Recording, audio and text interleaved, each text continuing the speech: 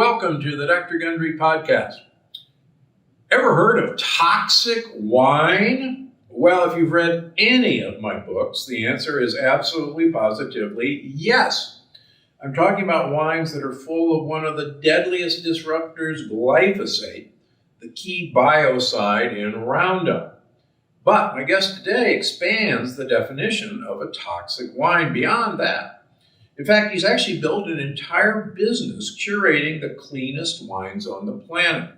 He's Todd White, self-professed biohacker and founder of Dry Farm Wines, a subscription-based wine club that sources natural wines from small family farms.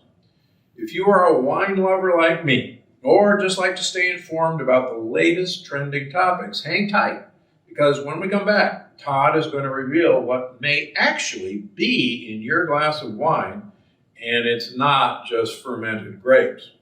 Explain what the heck carb-free wine is, and most importantly, help you find the purest and tastiest wines out there.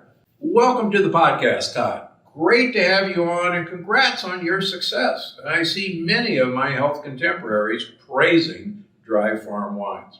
Thank you. I'm excited to be here and talk about the dirty, dark secrets of the wine business. Yeah, so let's get to the heart of the issue. What is exactly wrong with most wine out there today? Well, let's, if we look at the food industry, 9 or 10 companies basically control most of the food in the United States. And what's the same thing has happened in the wine business in the last 30 or 40 years. So you've had massive corporate consolidation fueled by Wall Street money and greed. So here's where the problem begins, is this is all about money. It's not about making wine better or healthier. It's about making it faster and cheaper. And that's kind of the foundation of the problem. So when you look at the wine industry, over 50% of US wines are manufactured by just 3 giant conglomerates, multi-billion-dollar conglomerates. The top 30 wine companies in the United States make over 70% of US wines. And the reason that's important is because you don't know that. And the reason you don't know that they're manufactured in these massive factories, most of them located in California, is because the wine industry hides behind these conglomerates, hide behind thousands of brands and labels to confuse you, to have you believe that you're drinking from a farmhouse or a chateau. That's how they market it. But in fact, most of the wine you're drinking comes out of massive factories in Central California. So that's sort of where it begins. But here's the secret they don't want you to know about. There's 76 additives approved by the FDA for the use in winemaking. Now, some of these additives are indeed natural, and some of them are indeed quite toxic. The most toxic of these additives is called dimethyl dicarbonate. Now, the reason dimethyl dicarbonate is used to treat the single most prevalent bacterial fault found in wine called Brettanomyces. Tens of millions of gallons of wine are treated with this toxic chemical. And so here's the problem, the transparency issue is that wine is the only major food product without a contents labeling. It also does not contain any nutritional information. So you don't know how much sugar's in it. Now, if you care about your health as I do, or the way I think about health, I care about sugar intake. And so you can't look at a bottle of wine and get any nutritional information or contents. So some wines contain dimethyl dicarbonate or ammonia phosphate or copper sulfate or any number of other chemicals that are added to wine legally. But you don't have any way of knowing your wine contains it or not because there's no transparency in wine. So we're advocates for putting a contents label on a bottle of wine. We advocate for this all the time because if I go into the store and I pick up anything that's processed, and wine is processed, right? I pick up any processed food, the first thing I do is I look at the contents and nutritional information to decide if I want to put that in my body. And with wine, you don't have that option. So from our perspective, that's the primary problem. That's a dumb question. Why doesn't labeling laws apply to wine? Oh, like all other foods? Great question. It comes back to money and greed. So the politicians in Washington, D.C., at the TTB and the FDA, and also your local jurisdictions, state jurisdictions. So alcohol is one of the few products that are regulated at a state level. There's not a lot of federal intervention in alcohol law, a little bit. The TTB, which used to be the old ATF before Waco, the TTB, which is the Tax and Trade Bureau, oversees the labeling of wine. But that's about, and the FDA approves additives that go into wine. Everything else is in the state jurisdiction. So it's very confusing. But Washington controls the label. So the TTB controls what goes on the label. And politicians, fueled by lobby money, the wine industry spent millions of dollars in lobby money to keep contents label off of wine because they don't want you to know what's in it. It's very straightforward. I mean, there's nothing mystical about any of this. Everything I'm telling you, industry size, consolidation, additives in wine, is all available in a simple Google search. Everything that I'm going to share with you is just not well known, but it's readily available through Google. You know, I'll share, a couple of years ago, I was at a meeting in Colorado where I was speaking. It was called The Weekend, and I was speaking with Robert Mondavi Jr. Michael Mondavi and Al Gore. And Michael Mondavi said, we were actually addicted to chemicals, and it actually took us personally in our wines 10 years to withdraw from the addiction to chemicals in our wine. And I thought that was a rather impressive comment to make from, you know, a leading winemaker about how prevalent, even in the growing of grapes and the making of wine, chemicals pervade the industry. And I'm sure you can elucidate on that. Well, it begins with farming. And this is an important distinction. So it begins with farming. Chemicals are readily used. Roundup, as you mentioned earlier, glyphosate, is the number one applied herbicide to U.S. vineyards. Now, you can usually tell, you can look at a vineyard and tell if it's been treated with glyphosate, because the surface of the soil looks like lava. It looks almost like the moon. It's a very, very hard surface, and there's absolutely nothing growing below it. When you go to a natural vineyard, when you go to, we'll talk about what natural wine is and why we call it natural and what defines a natural wine. But when you go to a natural vineyard where no chemicals are used, well, let me take it one step back. You go to an organic, you have organic farming, and then you have natural farming. All natural farming is always organic. Not all organic farming is natural. So organic farming has some leeway, right? But natural farming is always organic. When you go to a natural vineyard, in fact, not only will you see things growing below the vines, that it looks almost like forestation. The weeds and the plant material can be waist high, just below where the grapes are trellised, because the natural farmer wants insects in his vineyard, because nature has a balance. And, you know, nature's been figuring this out for a couple billion years, right? So everything in nature, the natural farmer believes that everything is connected in nature. And so that there's a biodiverse ecosystem there that allows for plant materials to coexist along with insects. And, you know, we have this farmer in Italy. He describes insects in the soil as little animals. You know, that's how he translates it in English. But see, the natural farmer doesn't plow because the natural farmer believes that plowing disrupts the ecosystem that exists just below the mulch in the topsoil, where there are millions of organisms living. And the moment that you plow, what you do is you turn up that soil and you expose it to the sun and you kill the soil, right? So because the sun, the heat of the sun kills all of the organisms so you don't see plowing in natural grape growing.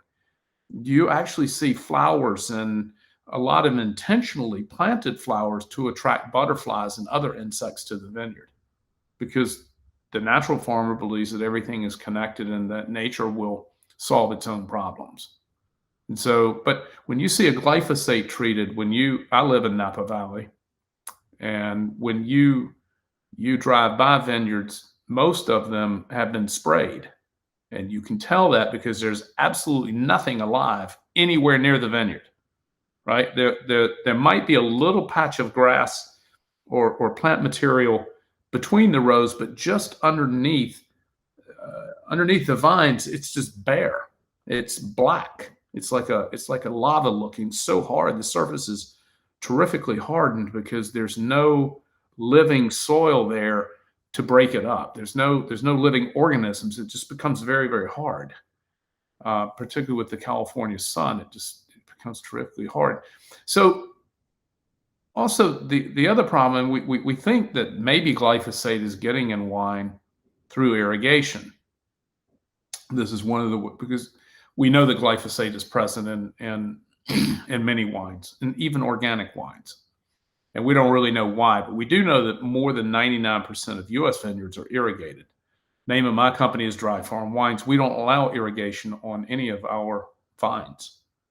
Now, we also don't sell domestic wine. I don't drink domestic wine. No domestic wines meet all of our criteria. So, but dry farming is one of those criteria. So when you irrigate, you create a whole other host of problems. Not only is it bad for the planet, and we don't have enough water now, so not only is it bad for the planet, but it also makes for a lazy vine, right? Lazy vines produce lazy fruit of lower quality, which is the reason why in most of Europe it's illegal to irrigate a grapevine. But let me go back to what a natural wine is, because I think this will tie everything together a bit. So natural wine is a very confusing term to consumers, because I tell people I sell natural wine. They're like, well, aren't all wines natural? And so it's very confusing. In fact, they're not. Natural wine is a very specific wine growing and fermentation protocol. It's not complicated. In fact, it's quite simple. It's way more simple than your conventional wines, which are not natural. So there are two types of wine in the world. There's natural and conventional. There's just nothing really in between. Now, before we get all the way down that path, I want to mention for a second about organic wine. So organic wine is not always natural, but all natural wines are always organic. So just because a wine says it's organic doesn't mean that it's natural. And this whole confusion is what leads to, well, it's one of the reasons for our success is that, we're the largest buyer and seller of natural wines in the world. And we really think of ourselves as a health company, not as a wine company. And our audience are people who care about what they put in their body. And so, and of course, we are trusted in this world of health because it's kind of our lifestyle, it's the way we live. Right. And so we're not here for some marketing pitch. And in fact, we'll talk about this in a moment, but alcohol is super toxic and one of the most dangerous neurotoxins on the planet that ruins millions of people's lives every year. And so, and some people shouldn't drink at all. So, absolutely. Right. And so I'm not here to advocate for people to drink. But what I do is I educate people, if you're going to drink, then this is what you should drink and this is why, whether you get it from me or not, right? So let me go back to the natural wine. We'll get to the toxicity of alcohol in a moment. But so natural wine is a very simple definition. Natural wine is always organically or biodynamically farmed. Biodynamic farming is a prescriptive, advanced form of organic farming. We could spend 15 minutes on biodynamic. We don't need to go there. It's an advanced prescriptive form of organic farming. All natural wines are either organically or biodynamically farmed. Number two, this is the big one. This is very important. Natural wines are always fermented with wild, indigenous, native yeast. Conventional wines are almost, let's call always, fermented with lab cultured GMO yeast. Now, what's all that mean? Well, on the skin of every grape berry at the time of harvest, at maturity, all grape berries, no matter where they're grown or whether they're irrigated, doesn't matter.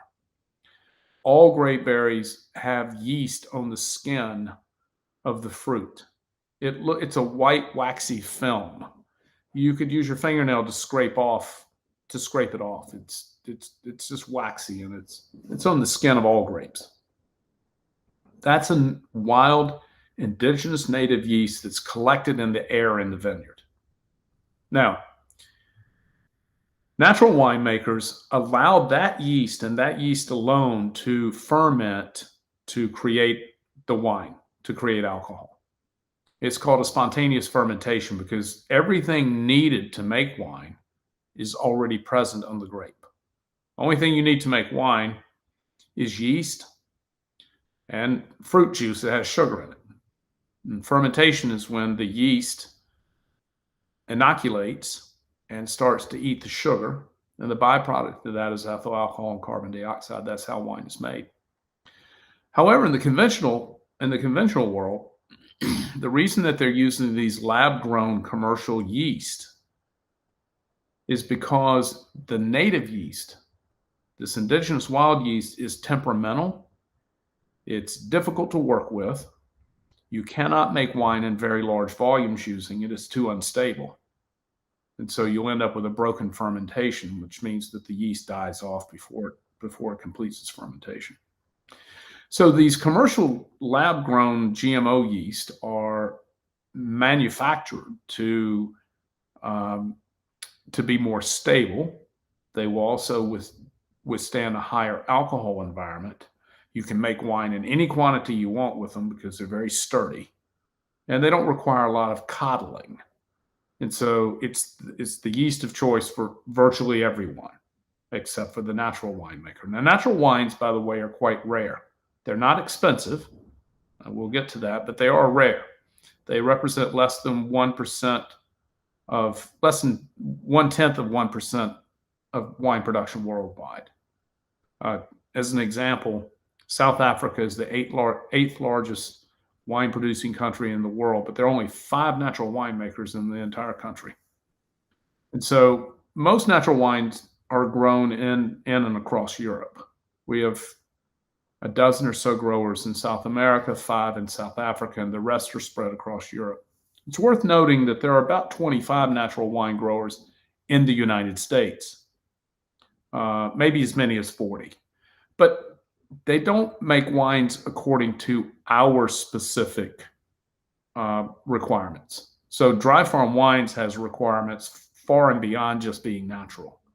We also do lab testing, as you're familiar with, and we have a number of requirements that exceed just the natural format. And I'll cover those in a moment. But so natural wine, organic, biodynamic, native yeast fermentation, and then they're additive free. That's pretty much the end of the story on natural wine. Spontaneous fermentation, no additives, nothing but honest, true wine. Now, commercial wines, as we already talked about, may contain these additives. They're conventionally farmed, they're irrigated usually. And so we recommend that people drink this natural wine product, whether they get it from us or not. So that's sort of what constitutes a natural wine. It's quite straightforward. It's all very confusing to people who aren't familiar with it.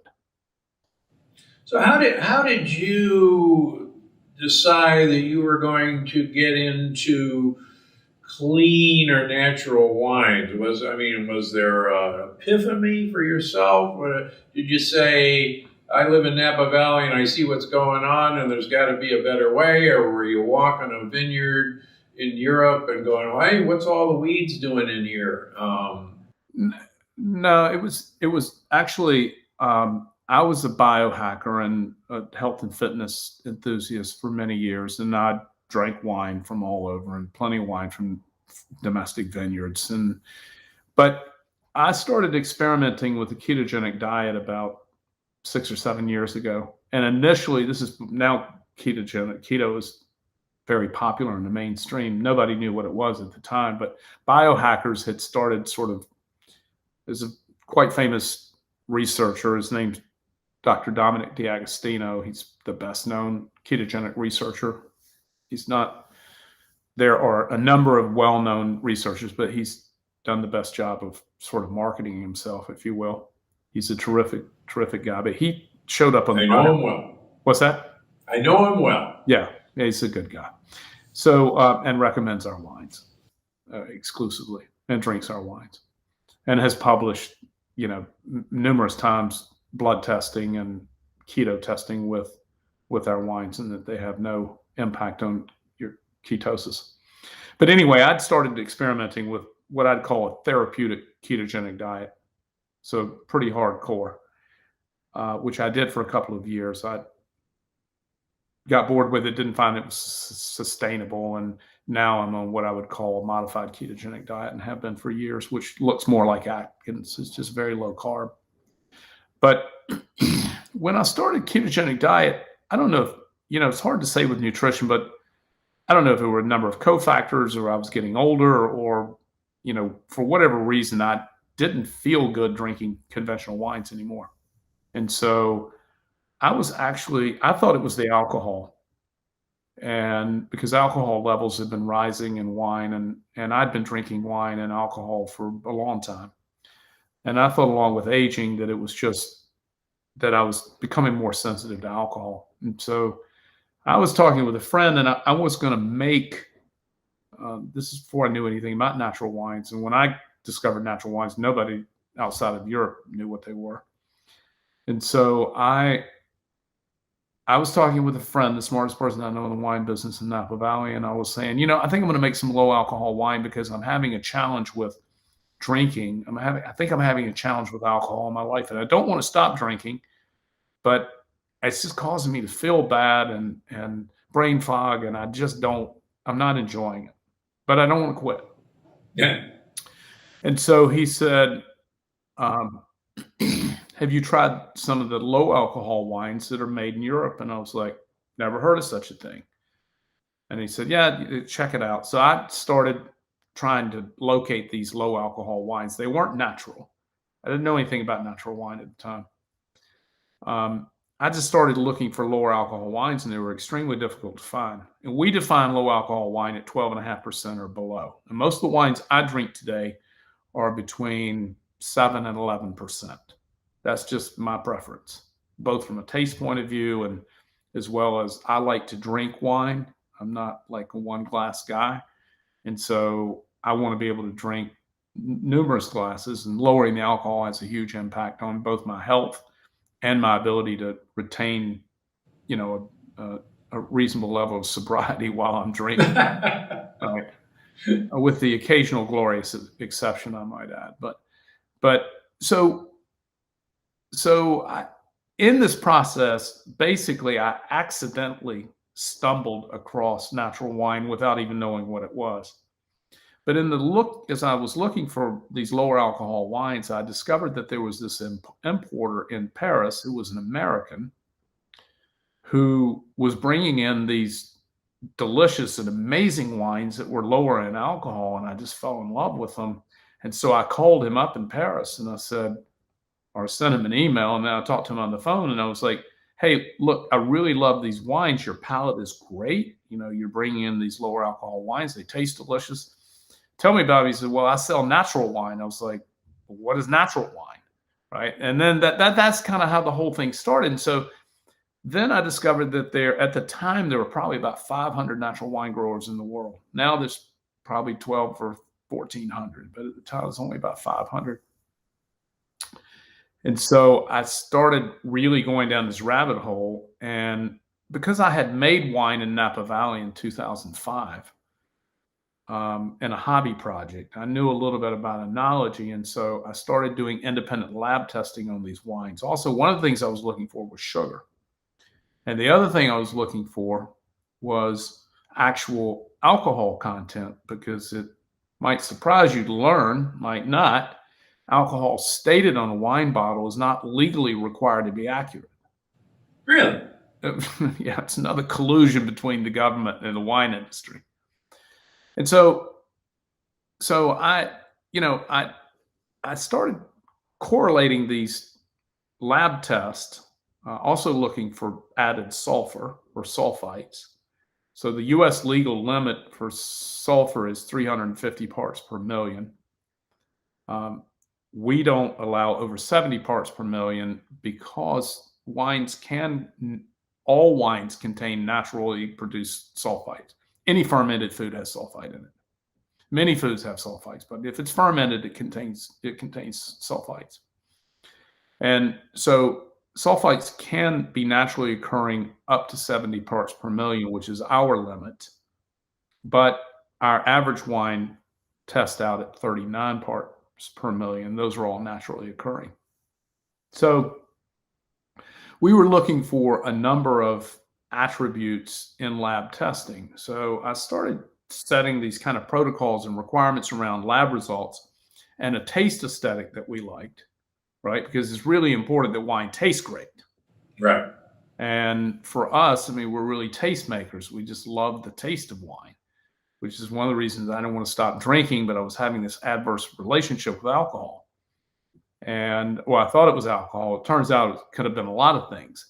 See, there's no real research to support what a GMO yeast means. Not a lot of research to support what drinking high levels of sulfur did.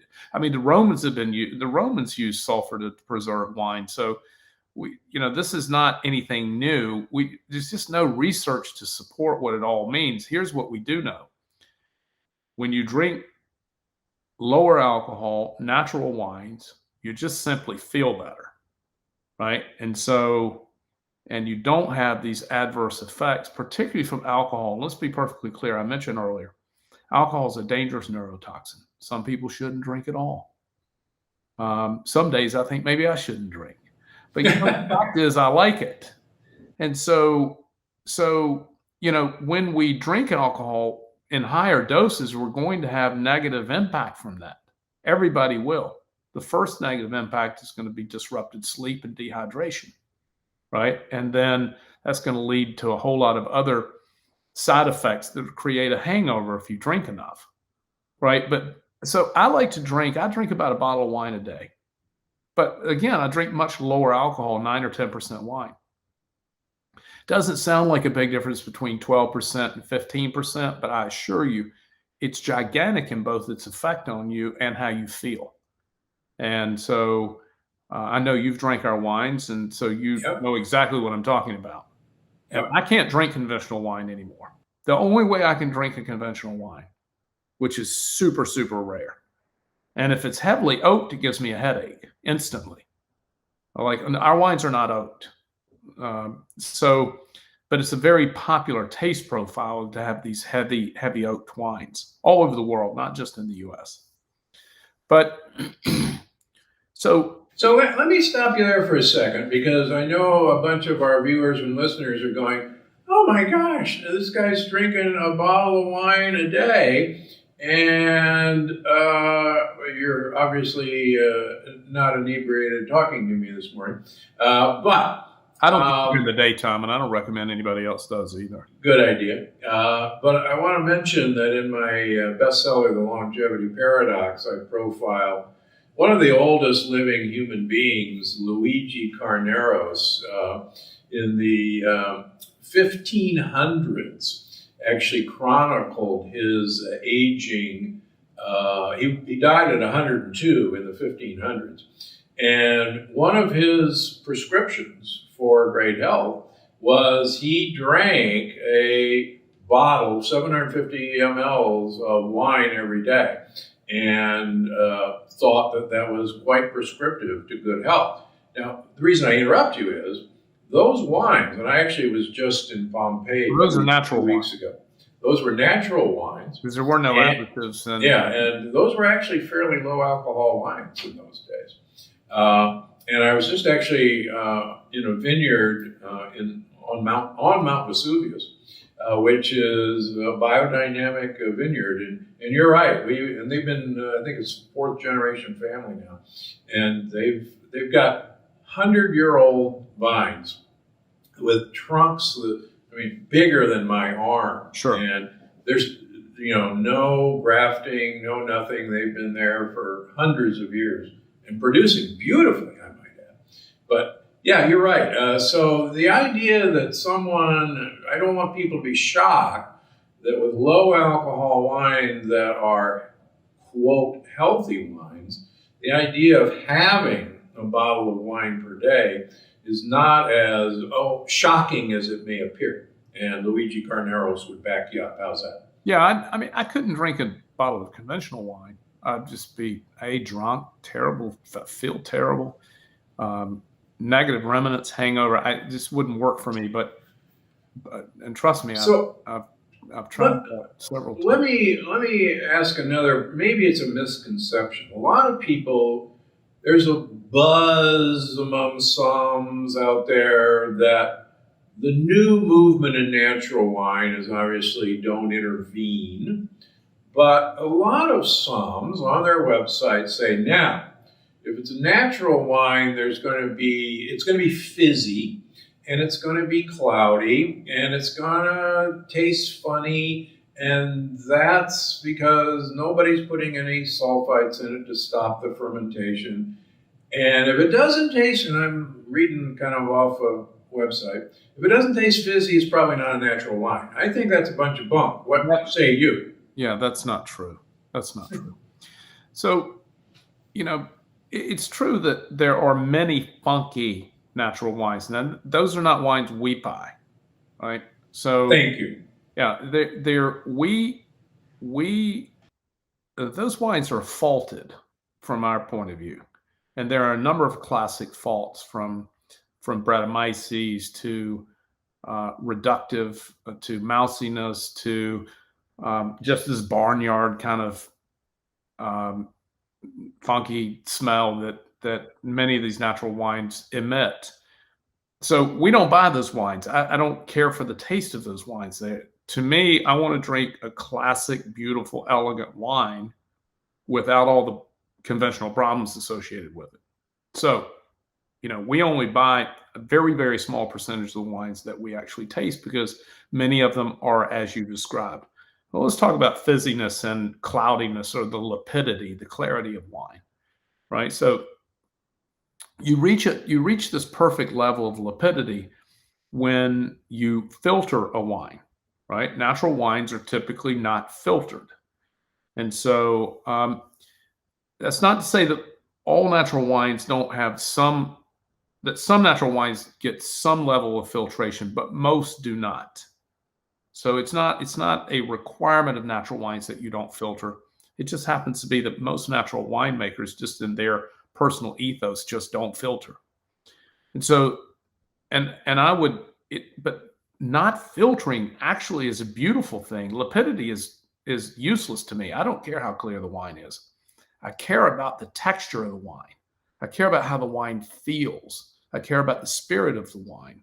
I care about its supernal sort of ethereal communication, right? And so when I think of filtered wine, I think of it the same way if you think about coffee. So if you have a drip coffee, right, that runs through a filter, then you're going to have this kind of clearer, more coffee that has greater lapidity. If you drink a French press, you're going to have texture in the coffee because there's going to be these microscopic pieces of coffee that are actually in it. To me, I'd rather drink a French press right? Than a drip coffee, because it has more texture. So filtering from our perspective is not useful to the wine. Now, that being said, when you talk about fizziness in a natural wine, that's a different issue, because there are many natural wines that have post-bottle fermentation. Now, why do they have post-bottle fermentation? Because they weren't sterilized with sulfur dioxide. So when you sterilize a wine, you kill everything in the wine, including gut-friendly bacteria that Dr. David Perlmutter has written about many times about our wines and natural wine, is that these living bacteria are what we call living wines, because all natural wines are still alive because they haven't been sterilized with sulfur dioxide. And so all conventional wines get heavy doses of sulfur dioxide to sterilize them, to kill the wine, or what we call mummify it and McDonaldize it. Because what they want is a consistent bottle-to-bottle experience, and they want it to be able to sit on the shelf life for a long time, right? So sterilizing the wine achieves these goals, but it also, when you sterilize the wine, you kill off living gut-friendly bacteria as well. So the fizziness occurs when a wine did not complete its fermentation down to its driest bone level in the fermentation process, didn't totally get complete, leaving a small degree of sugar behind in the wine, which then, because it's not sterilized, it continues a post-bottling fermentation. Sometimes this is done intentionally. It's also how sparkling wines are made. It's a post-bottling fermentation. So, but we don't buy these wines typically. Occasionally, we'll find it interesting in a specific type of wine, but generally speaking, we don't buy wines that have this post-bottle fermentation, because again, it doesn't appeal to our taste aesthetic. There's nothing wrong with it. Some people like it.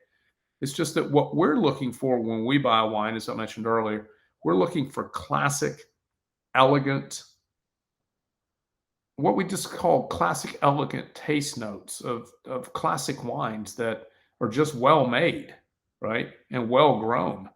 And so it don't contain any of these bacterial faults that you speak of. I know, and I've heard you speak, and I've spoken to you at meetings before. You talk about your wines as kind of paleo-friendly, as they're sugar-free or carb-free. And I think, tell us how much secret sugar is being put, particularly in American wines, that consumers aren't aware of. And what's the difference? People say, well, wait a minute, alcohol turns to sugar. I hear it all the time. And so I have two questions. Number one, alcohol doesn't turn to sugar. It does not. And sugar turns to alcohol if you ferment it. That's correct. But so tell me about sugar-free wine. Well, here's the deal. Wine, adding sugar to wine, also known as chaptalization, is illegal in most of the U.S., certainly in California. That's not how sugar gets in wine. So let's talk about how you make wine, and then I'll tell you how sugar gets in wine and why they want it in wine. See, Americans like sugar. In addition to that, from my perspective, I think sugar is the most dangerous, widely addictive drug on the planet. And so Americans particularly, well, it's a global problem. I don't want to say Americans, but sugar is a problem all over the world. And but sugar doesn't get in wine by adding it. When you ferment wine, when you make wine, you press wine you press the grape juice, which is teeming with sugar, very sweet.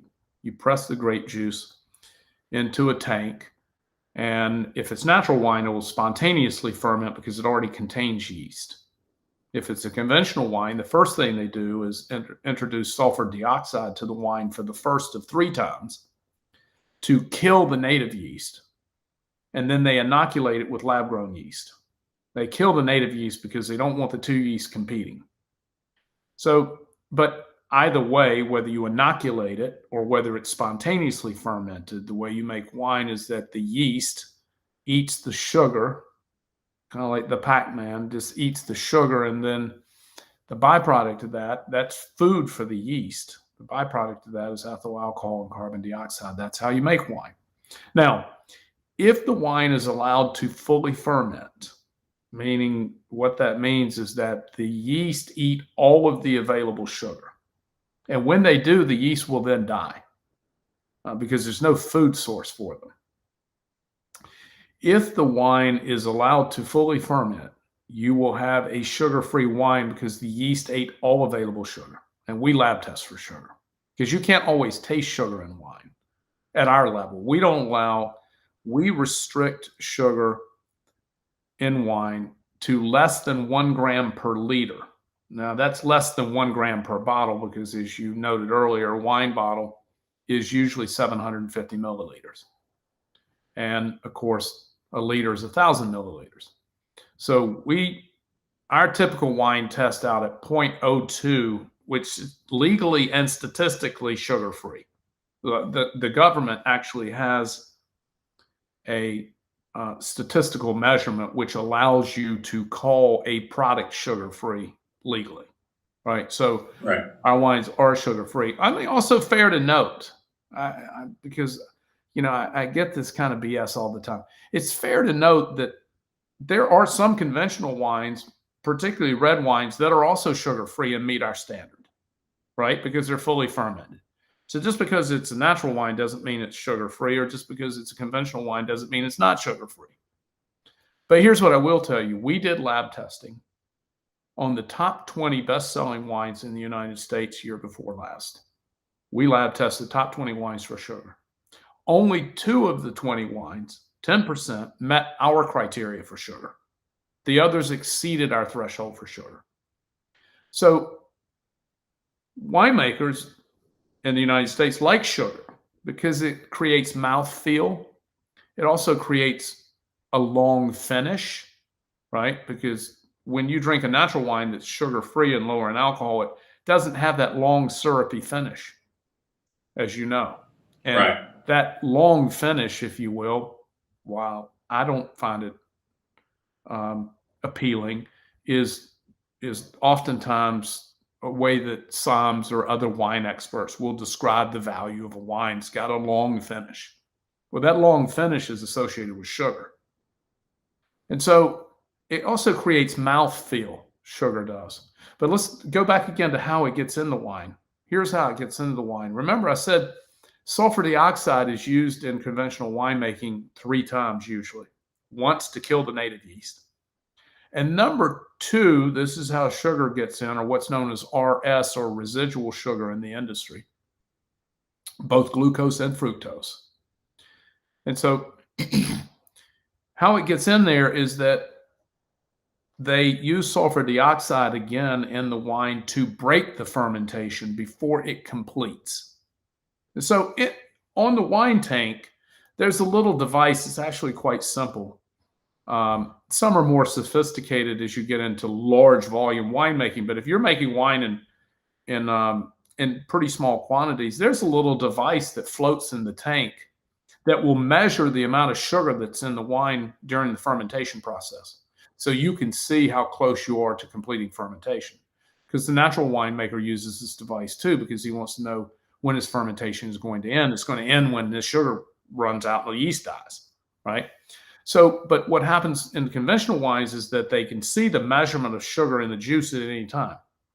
And so when they reach a desirable level of residual sugar, RS as it's known in the industry, then they dump sulfur dioxide into the wine for the second time, and they kill the yeast. Sulfur dioxide kills the yeast. So it breaks the fermentation, leaving this residual sugar behind. And they can measure it exactly, so they know exactly what they're trying to achieve from a taste and mouthfeel point of view. They have an objective. The winemaker wants to leave, X number of grams of sugar per liter. That's how wine sugar is measured in wine. So that's how it gets in.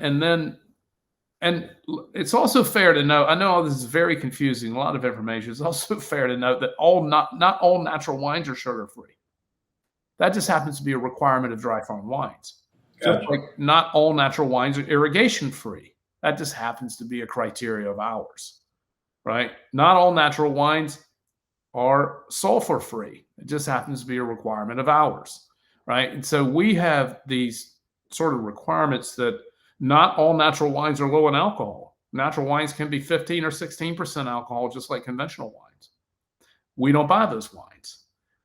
In fact, when I first started doing this and I realized that drinking lower alcohol wines made me feel so much better and I could drink so much more. And, and so in the very beginning, I mean, now we're the largest natural wine buyer in the world by a multiple of many X. But in the beginning, when I went to my first natural wine fair, this is how you find natural wine growers, is that because they've been ostracized by their neighbors in their communities because they were thought to be crazy for not, using conventional and chemical farming and so on. Now it's quite, it's quite hip to drink and sell natural wines, but until just the last few years, it wasn't at all, particularly among their neighbors and peers and who thought they were crazy, right, for not using additives and chemicals in their processes. But these are just like when you meet these people, they're just like hippies. They're not, you can't make a lot of money making natural wine because you can't make it in large volumes. It's also difficult. Like, I assure you, it's a lot more difficult to grow wine without irrigation than with irrigation. Why do you irrigate a grapevine? Because it's cheaper and it creates a higher yield and it creates fruit that weighs more, because it might not surprise you when you fill a wine berry with water, it weighs more, right? And so fruit is sold by the ton. And so that's, as a result, the more it weighs, the more it's worth. So this is the reason you irrigate. It's also a lot easier than farming without irrigation, which requires several more layers of work. Throughout the year, you've got to have a winter cover crop, and there's just a whole lot of steps to locking in the moisture under the mulch, right? And so, but anyway, these people who grow these wines are not, they're usually, as you noted, they're usually second or third generation growers. And so they don't have any capital costs in the land because it's already been paid for, which is why natural wines are not expensive. So our wines are $25 a bottle. And I'll tell you, you can't buy a wine that's organic or naturally grown for less than $20 a bottle. The math just doesn't pencil out. Right. Our wines are $25 a bottle. And the other unique thing about dry farm wines, we sell all of our wines for the same price. So, there's no bottle to bottle cost variation. We just say, hey, this is simple. Some cost a little bit more, some cost a little bit less, but we're going to sell them for all the same price to keep it simple.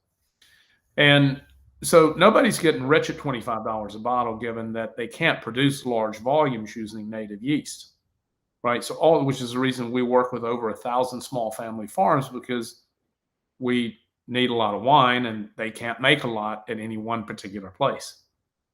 And so it's, but these people, you've been, it's a way of life, right? Their belief system, their belief in the spirit connected nature of the natural. It's a way of life. It's the way they eat. It's the way they live. Like most of the family with the farms, and I've traveled extensively and have been to hundreds of these farms, stayed with them, eaten with them. It's a way of life for them. Like most natural wine farms, everyone in the family works on the farm and they live on the farm, and they generally eat only things that they grow or are harvested from their neighbors or themselves, right? And so they raise their own livestock. The other thing that you find in natural farming is, I mentioned this earlier, is this commitment to biodiversity. Insects, bees, orchards, trees, livestock. Chickens. Yeah, ducks and chickens and cows, and this is so most of these families. And it's not exclusively true, but I'm because you might have a young natural wine grower who's not yet married or doesn't have a family, but I'm just saying most of them, they have this lifestyle of the way they live, right? And it's a very simple way of living, and they live this way because they believe. They have a spirit of belief around this way of life and this way of making wine and this way of growing wine. And it sounds like you've seen it and you know exactly what I'm talking about. Oh, yeah.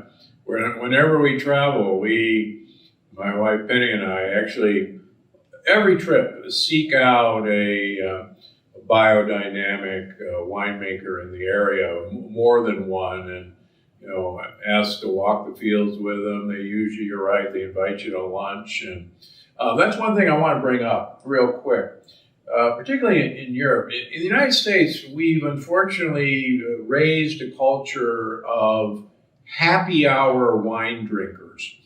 And that concept really, thankfully, in the villages does not exist. Wine is a beverage that's had with food. And it's one of the reasons, I think, because of these low alcohol wines, that you can have multiple glasses over the course of a 2-hour meal, which would be a normal meal, and you're not going to be drunk, you're not going to have anything, but it's something you're having with the meal. And one of the things that I preach about, the idea of happy hour drinking, where we're having 2, maybe 3 glasses of wine, and then go to dinner. That's part of what I call the beer belly syndrome. In that alcohol, and we were talking about this off camera, alcohol is actually a great preferred fuel to burn preferentially over glucose, over free fatty acids. And what happens to a lot of people is they don't realize they've already met all of the energy requirements for their cells with the alcohol they're consuming before they can sit down to dinner. And then they get hit with the carbohydrates, the fats, and the proteins from dinner. There's actually no place to put those. And they're actually turned into fat virtually instantaneously. And I think that's one of the problems of our culture that we just don't see in Europe very much. Has that been your experience? Yeah, it can vary among wine people, because they love to drink wine. But generally speaking, I don't drink without eating, generally, for a whole host of reasons. But the one of particular interest to me is that it's just a recipe for me to have a brain experience that I'm really not looking for, right? And so, good point. Because alcohol, well, it's also fair to note I only eat once a day, and so me too. Yeah, so whenever I start drinking or eating, I'm in a fasted state, and have been fasted for 18 or 20 hours. And so for me, it's not a desirable effect to drink without eating, because the alcohol has such quick absorption in the small intestine that it just gives me a brain effect that I'm not really interested in, and is going to lead to, alcohol is a domino drug. And what I mean by that and why it's so dangerous, just like cocaine is a domino drug. So alcohol, and what I mean by a domino drug is that the more you drink, the more likely you are to drink more, right? And if you're drinking without eating, then you're getting the double whammy from the alcohol because there's no substance there to slow its absorption. And so you're drinking more in de facto faster because your absorption rate is so quick. So for me, I don't want that. I don't want to have a quick absorption rate, which is then going to lead me to have a poor brain experience from the alcohol. So I want to slow it down. So I want to drink lower alcohol wines, and I want to slow the absorption down. And so when I'm eating and drinking, as you know, you're going to get a much slower absorption of alcohol, and then you're going to be able to moderate that much better over time. When I say drinking a bottle, and sometimes more, but when I say drinking a bottle of wine, generally, that's over a 3 or 4 hour period, right? It's not like I sit down and drink a bottle of wine. But Gotcha. So it's over a long period of time, and food is involved. Just like Luigi did. All right, I got to let you go pretty shortly, but you got a new line of products that's getting a lot of buzz. Bolixer. Yeah, it's a What the heck is Bolixer, and why would you mess with wine? Come on. It's a botanical. Well, I'll tell you why we did it. I'll tell you. We wanted to. Actually, we were introduced to it by an Austrian winemaker's wife, who had. This is how we got onto it. A few years ago, they were primary sparkling wine producers, and a few years ago they had been recently married, and she was going to get pregnant, but they wanted to make a very, very low alcohol wine that she could enjoy, in moderation during her pregnancy. That was their goal. So they made this botanical elixir by taking wine and, in essence, blending it with, in their case, an elderflower tea. So they would sun dry these elderflowers, these organic elderflowers, and then they make a tea from it, and then they would ferment they would combine these teas in the fermentation process. Anyway, it resulted in a 5% alcohol wine. You can't make wine at 5% and it doesn't taste like wine. And so they enhanced the taste by using these botanical additions. We tasted it, it was great. And the reason we kind of pursued it further and started having these botanical elixirs made for us is because we wanted to release an ultra low alcohol wine-like experience. Because I believe alcohol is toxic, and I wanted to drink lower alcohol wines personally, or have that option. Now, they don't taste like wine, so it's a different experience. But basically we wanted to produce a natural product that had the benefits of botanicals with a lower alcohol wine-like taste. And so that's kind of how we got there. It's they've been popular, but at the end of the day, I'll tell you, most people still want to drink wine. They just love the taste of wine, and they'll drink these botanical elixirs, what we call a bolixir. They'll drink these lower alcohol things for different occasions, maybe around the pool in the late afternoon, because they're very, very low alcohol. Or, it just, people want that option. Some people do, but I'll tell you, at the end of the day, the people who buy the product still buy a lot of natural wine, right? They still want to drink wine. So we mentioned at the beginning, so you're a subscription service at Dry Farm Wines. How does that subscription work? I mean, my wife and I drink almost predominantly red wines. My wife tends towards champagnes for the polyphenol effect of both of red and champagne. How do you do it? Can you customize a box, or, here's what we're sending you this month and good luck? So you can, most of our subscribers get wines delivered. We're really a wine company for regular wine drinkers, right? So people who drink wine on a regular basis, that's who I am, and that's the people who need the most amount of help are the people who are drinking the most, right? Drinking occasionally, you probably don't need our help as much, but most of our customers drink fairly regularly. Maybe not as much as me, but fairly regular. So our two most popular subscriptions are monthly and bi-monthly. Now, that being said, you can buy any frequency you want, quarterly, twice a year. You can get wine from us on any frequency that you want. Not daily. No, well, we do have people who get multiple boxes per week. Right? Okay. All right. Some people have several subscriptions.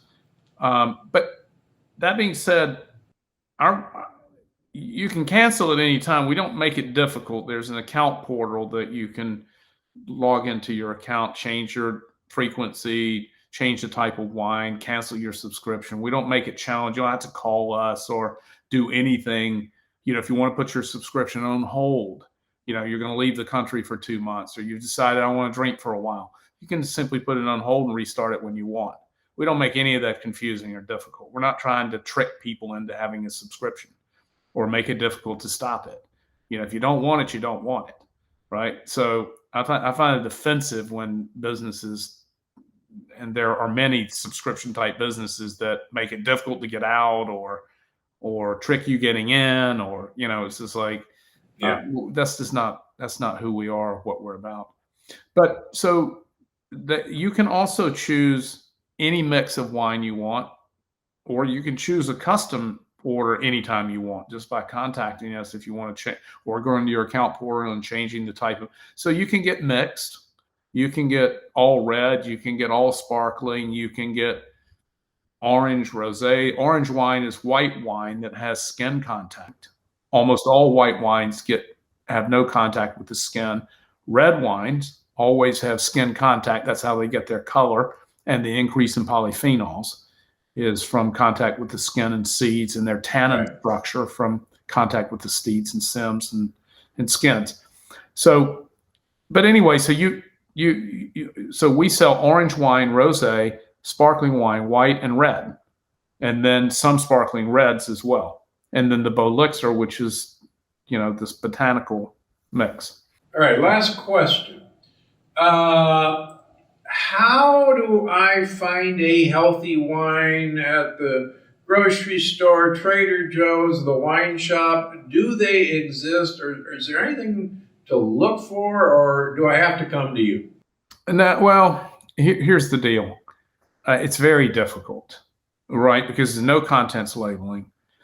And in my case, because I drink only lower alcohol wines, and I recommend that people drink lower alcohol wines, they're very hard to find. Even it's just crazy. Like, I go into a restaurant, and normally I just take wine in with me, but some states don't allow it, right? So it depends on what state you're in. Like in California, you just carry a bottle of wine in a restaurant with you. I'm in New York right now.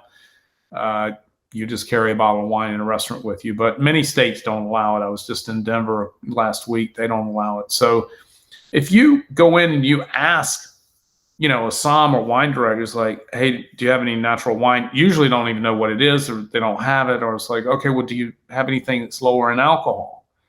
And they're clueless. They're like, I don't have any, I don't know, because nobody ever asked that.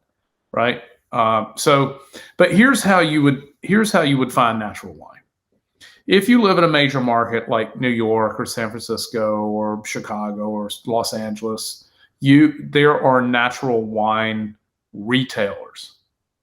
You can find them by either doing a Google search or downloading a free smartphone app called Raisin. And this app or Google search, if you live in a major market, you're going to find one or two or three. In New York, you would find a dozen, right? Or in San Francisco, there are 3. In LA, there are probably half a dozen retailers that sell exclusively natural wine. Now, that doesn't mean it's sugar-free. It doesn't mean that it's lower in alcohol. It doesn't mean that it's been lab tested. It just means that it's natural wine, and you could go in, and those natural wine retailers, they don't sell conventional wine. I mean, they're like rabidly against it, right? They're just, it's against their religion. It's against their religion. They only sell natural wine. And so, that's one pathway. If you're going out to eat, it's just really difficult. if, if you're going out to eat, then I recommend a couple of ways to approach that. If you look at wines that come from colder regions, then you'll find lower alcohol typically. There's a tremendous amount of natural wines in Beaujolais, where Gamay is the red wine grape. It looks like you have a bottle of Italian wine. I do indeed. Yeah, I have been to that. I have been to that vineyard actually. 11% alcohol. 11%. I love that wine. It's delicious. And the wine grower is a great guy. But so, the problem is it's just not easy unless you live in, if you live in Wichita, you're not going to find any natural wine. I was just in Dallas, which is, a pretty big city. And there's one natural wine retailer there that had a super limited selection, so it's just hard. But, I just recommend it, if people drink lower alcohol wines, they're going to typically, for whatever reason, even if they're not natural, if they're lower in alcohol, the style of the winemaking just tends to be better, right? Better for you. And just drinking less alcohol is better for you. I know people expect me to come on and think I'm selling wine, but I actually talk pretty negatively about alcohol, right? And so it's not easy. It's the reason I think that so many people depend on us, that and the fact that our standards are above natural, right? We're bringing a criteria that's way far advanced more than natural. Gosh, I've taken about like an hour of your time, which is. I know. I got to let you go, and I want to just say that again for anyone who listens. First of all, if you don't drink, don't start. Rule number one. We could talk about health benefits of wine or the dangers of wine, but for goodness sakes, if you don't drink, don't start. Please take that away from what we've said. But for those that enjoy a glass of wine from time to time, could you tell us about a special offer that you have for our listeners today? Yep. So we for your audience, we are offering, and I'm sure this will be in your show notes.